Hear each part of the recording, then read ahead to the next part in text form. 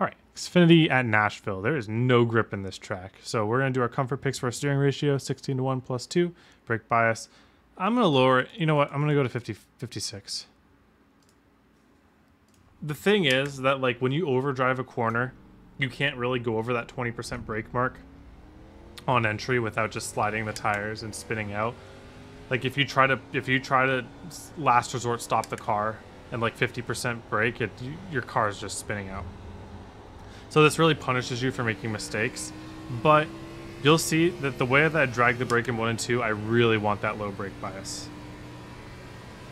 So we're going to set up here by going up top. Really easy to slide the car in 3 and 4 here.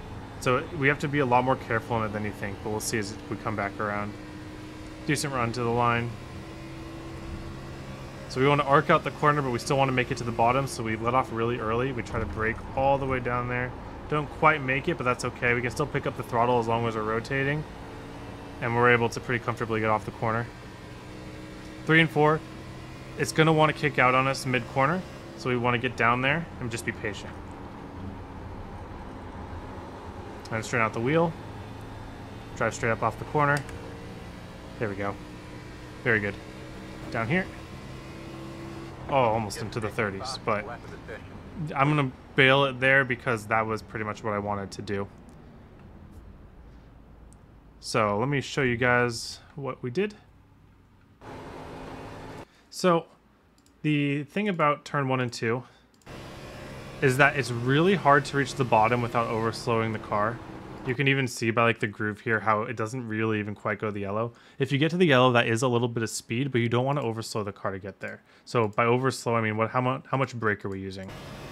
So watch the amount of brake I use. I max out at that 15 to 20%. As I'm coming down the hill, I'm just trying to hold that real amount. I could get to the yellow here by upping it to like 25 or 30% here, but I would lose enough momentum, and the car bites enough off of the exit at 2 here to where I would rather just miss the bottom and pick up my throttle and have the car bite on me than try to get all the way to the bottom, just have a little bit easier of an exit. But ideally, you do want to get to the bottom. And how you get to the bottom here is I probably even let off a bit too late here. Notice how I didn't dump the throttle all at once. It wasn't the smoothest thing in the world, but I'm just trying not to dump everything at once because that makes the car a little bit uneasy getting into the corner. The bump, there was a bump there that kind of sent me to the right a little bit, it looks like. Right there. That probably hurt me. So you probably want to overshoot the bottom just a tiny bit and looking for that bump. But for the most part, getting back on the throttle, unloading the wheel, trying to keep the car from sliding, use up all your real estate. Sure, I'm sliding up a little high here, but if I can keep my rears engaged, it doesn't matter too much. Obviously, you do want to be making that shape a little bit more natural, but as long as your rears are engaged, the difference isn't huge. Going into 3, this is a little bit more tricky of a corner. It's really easy to get down to the yellow, but once you're down at the yellow, it's really hard to stay there. Like, I'm holding the brake here even though my car feels already settled because there's a moment right there. Right? It's hard to feel. The car will just step out under you anytime you go back out and go back into the throttle when you're on the yellow.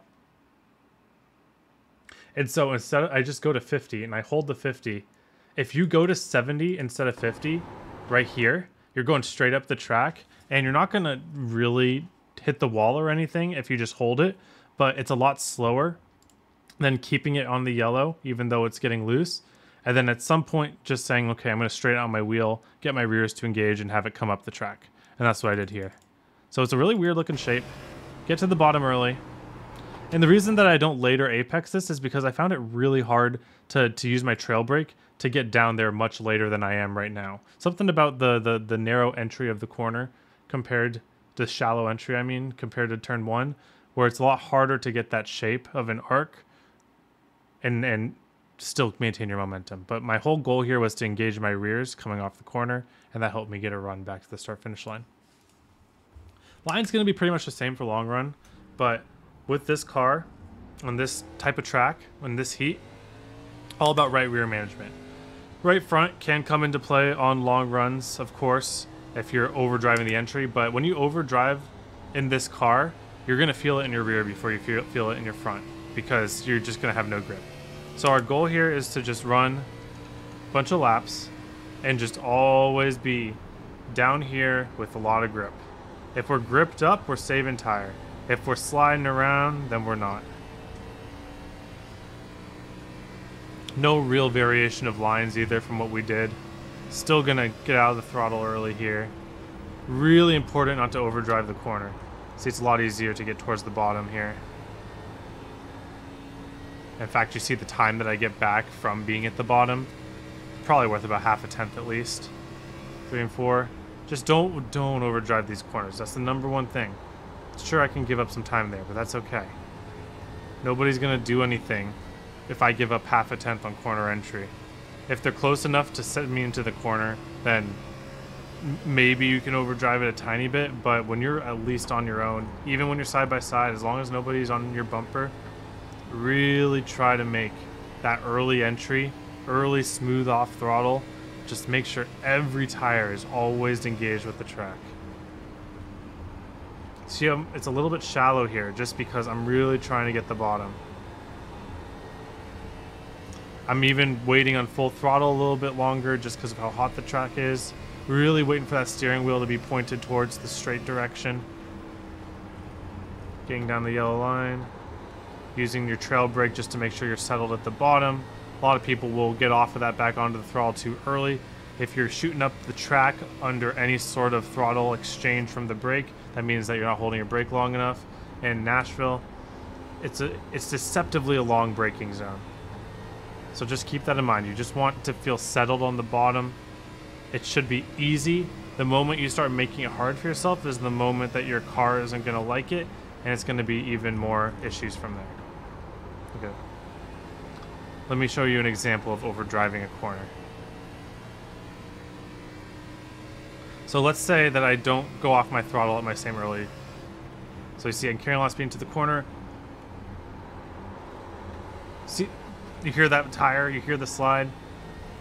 Like, I drove essentially the same lap time, like maybe a little bit slower, but I could drive that fast too. Like if I drive this corner here fast and hard, sailed a little bit deeper than I normally would, feel it in my tires, park it a little bit in the middle. Like that wasn't slow, so you might think, oh, that wasn't slow, so I did a good job. No, you don't want to hear any of those tires. Early, early, early. Get it down here. Get it to roll. Smooth everything. This can be a huge test of how smooth that you can make these turns. The smoother you are, the less you fight with your car, the better you're going to be as the run goes on. Even that was a bit of an overdrive. Wasn't horrible, but you could still hear my tires a little bit. And I promise you, if you're driving right on that edge, where your tires really aren't mad at you, but you're still rolling the corner good, that's not going to be slow. You're going to be pretty much the fastest guy out there any lap besides lap like 1, especially in these conditions. And when you drive the tires smooth like that, see, I have a lot of right rear heat compared to my right front. Even from those couple times of me sliding. If I didn't slide there, everything would be even here. But I just heated up my right rear a little bit more on that 1 or 2 corners, and that's the difference. So stay disciplined. All right, thank you all for watching. Hope you have a wonderful day, and I hope to see you all on the track.